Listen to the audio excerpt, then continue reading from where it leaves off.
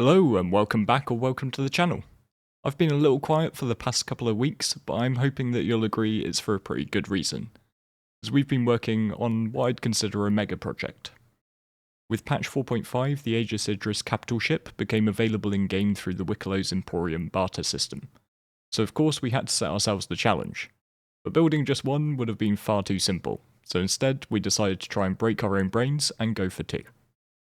So in this vid, we're going to take a look at the ships and break down the process of building them. So if this sounds good, grab a cup of tea while I roll the intro, then let's get into it.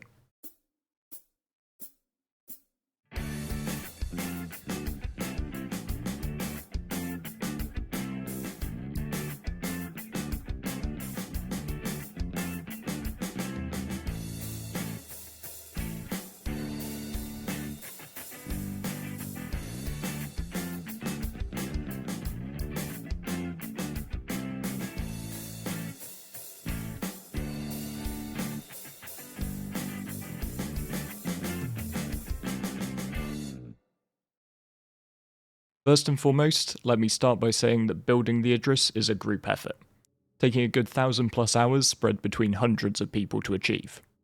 An absolutely huge thank you from me to every member of our org, Frontier Consolidated, and the Frontier community for making this happen. It's been fantastic to see everyone get behind this project, loads of events and missions spring up off the back of it to collect the resources, and the sense of camaraderie that we've been building for 5 years now in action.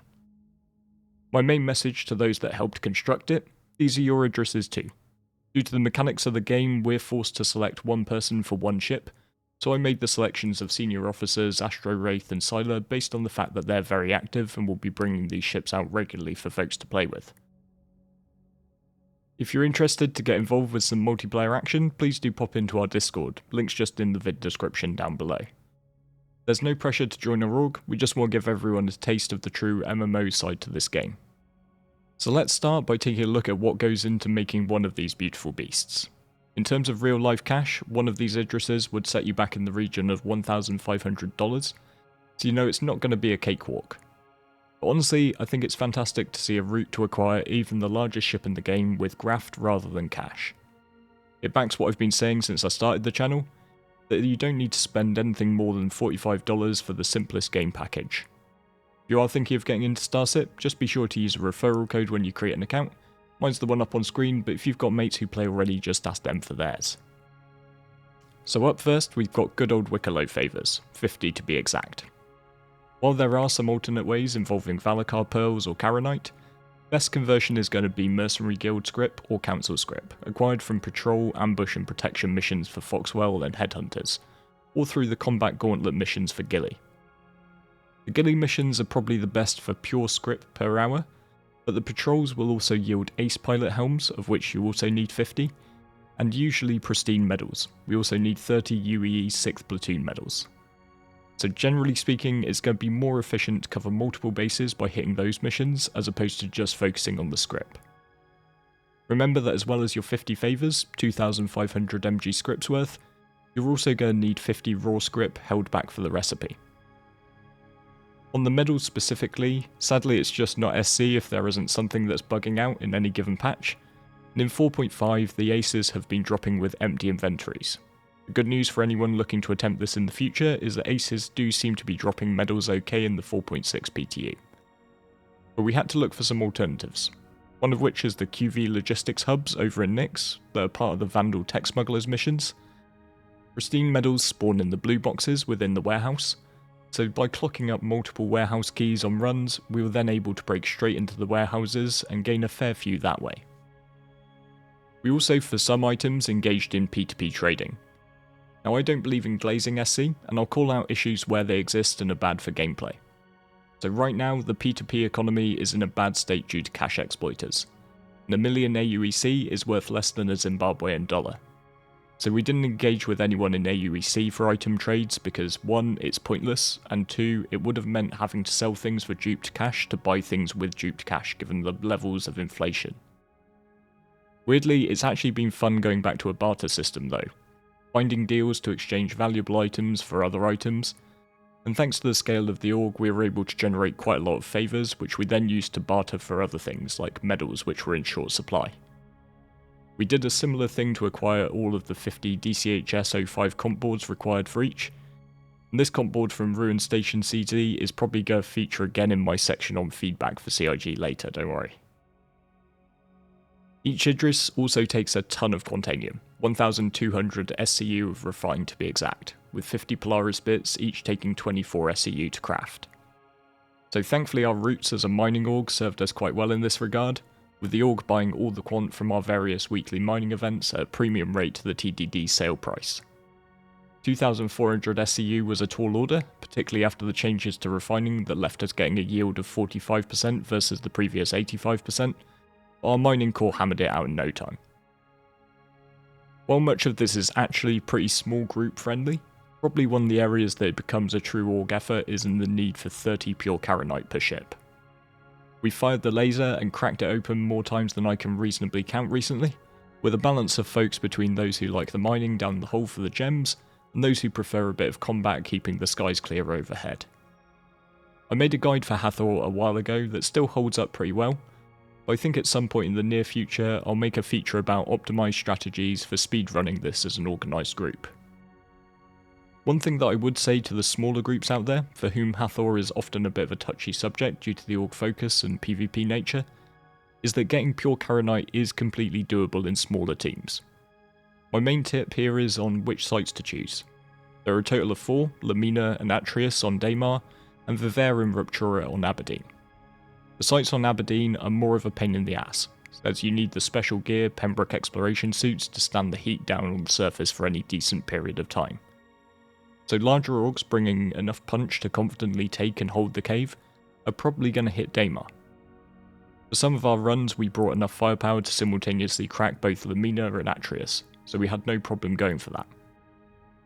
But if you're trying to do this as a smaller group, take advantage of this, put a bit of extra work into your prep and get those Pembrokes, and go check out the Aberdeen locations to reduce the risk of a contested site. The recipe also calls for 50 normal Karenite from Hathor, but if you're doing this enough to get that 30 pure, you're going to be swimming in thousands of the other gems anyway, so it's no big deal. To fill out the requisite for 30 ASD drives and 5 of each recumbent, we were heading to the Onyx facilities. Running through the initial 7 mission investigation chain to unlock the final Project Hyperion mission will net you 15 of the drives. Those really aren't going to be an issue if you've got multiple people working towards it. You will need to get a total of 45 recumbent barrels per Idris, with each run of the massive Project Hyperion mission netting you just 1. You do also have to be really careful to get exactly 5 of each of the 9 variants for the recipe, and thankfully I had completely missed out on Project Hyperion until recently. I was taking a real life enforced break from playing too much SC when it came out, and then for an entire patch it was just broken in 4.4. So I, along with a lot of other folks from the community, were just really happy to throw ourselves into this one. And finally, I did promise worm parts in the chapter title. We had to hit up the Apex Valakar over in Pyro for fangs and AAA pearls. Each run of the Big Mama worm is going to grant you 6 Apex fangs, making the tally of 50 per Idris essentially doable in 9 clean takedowns, with a slight contingency baked in there.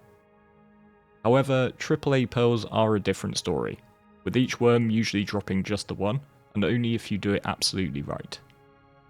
There's a temptation to blast the nodes open using an Atlas Geo, which is essential to bring if you want to speedily get up to the pearl clusters on the worm's back. Parkour way is possible, but very time consuming and janky. However, if you don't use a hand tool to make a clean break of the node, then you will ruin your chances of AAA, and you'll be stuck with just AA pearls that are useless for this recipe. A big thanks to Sniping Cat for filling me in on this, as I was cluelessly blasting open nodes and wondering where my AAAs were. But given the likely outcome is only 1 AAA per run, and you need 30 per Idris, the likelihood is that you will need to do at least 30 takedowns per craft and will be swimming in fangs.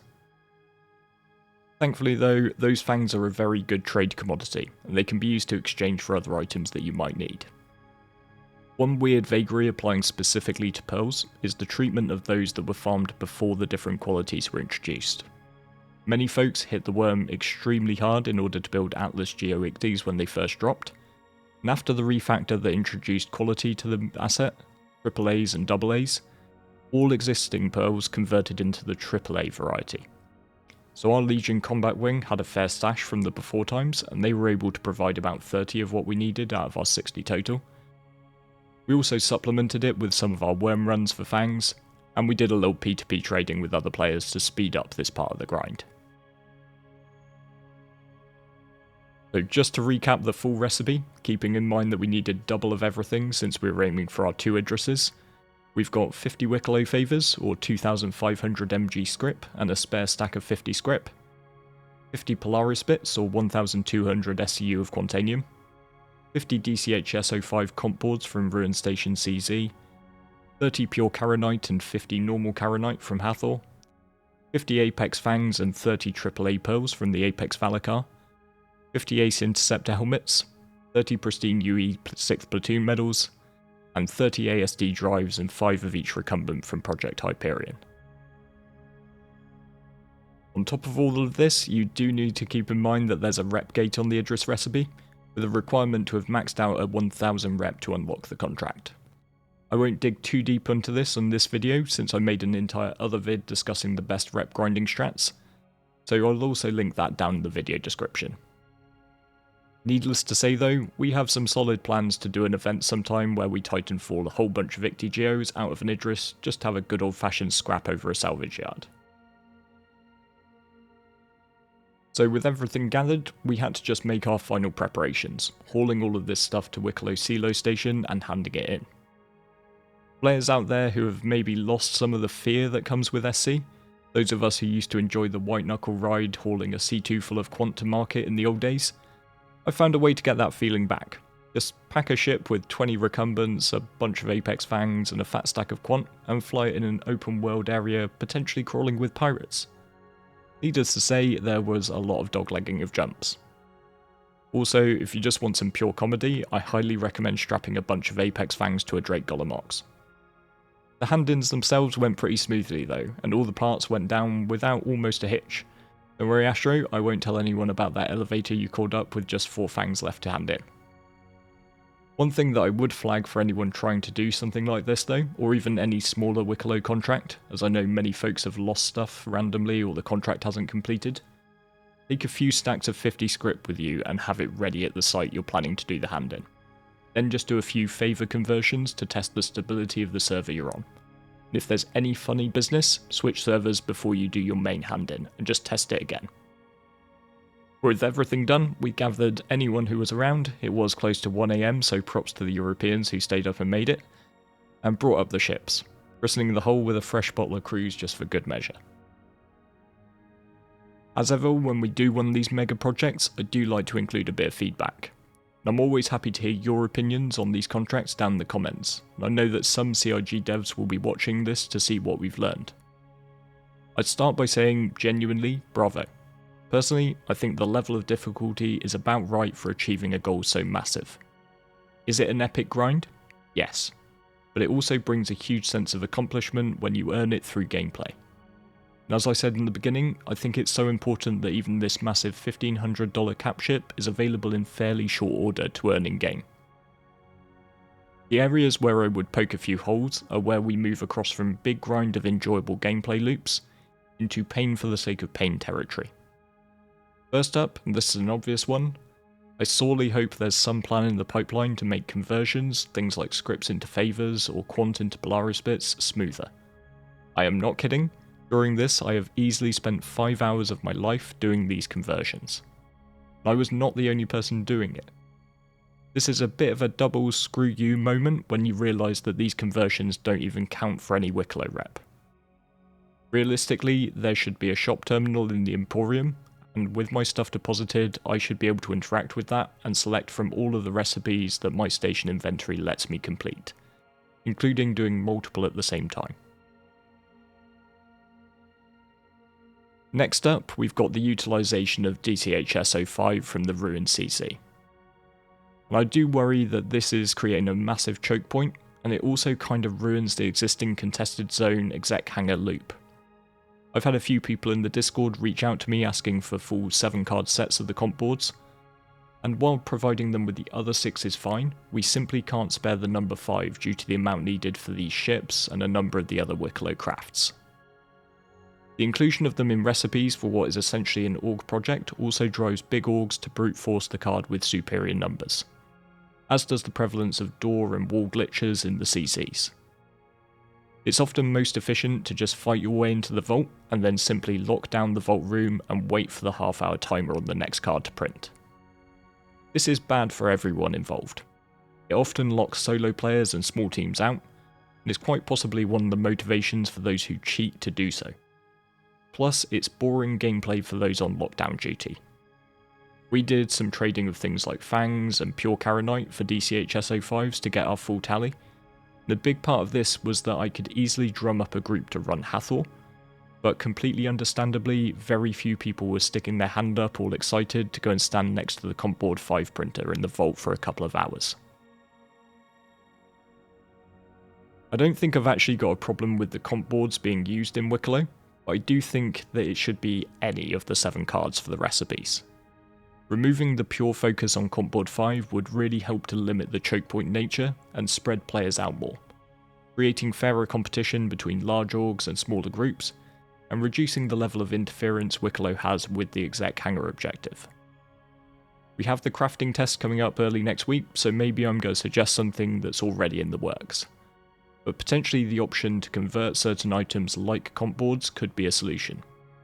For example, I get a comp board 4 and some other random catalyst, and I can use it to convert it into the one that I need.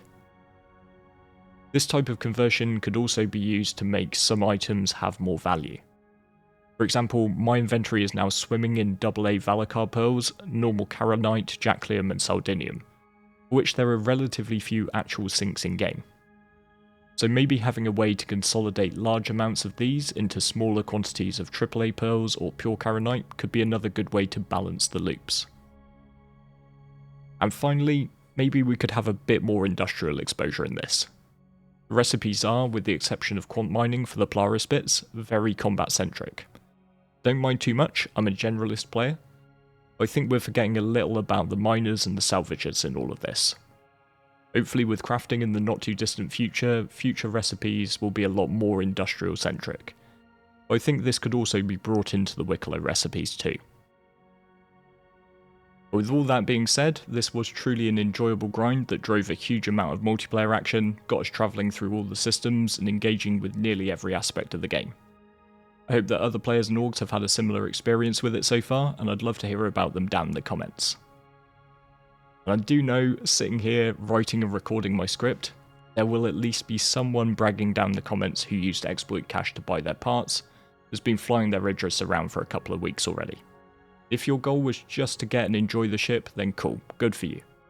But honestly, in my opinion, compared to the experience and the sense of achievement of actually making one through graft and teamwork, you robbed yourself.